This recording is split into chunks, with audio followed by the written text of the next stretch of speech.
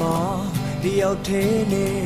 တနေ့ကုန်ဆုံးကြည့်စမ်းကြည့်လောက်ကြတယ်ငါလေးရှင်းစရာမနဲ့ပြန်အားပြေးရှာခြင်းတယ်တယောက်ကြီးမဟုတ်လေပဲအကျယ်စင်လောက်တော့ငါရဲ့လက်တကတွေ့ကိုတဆွမ်းကလောက်အလေးရောက်အနှွေးတပီးခဲ့တယ်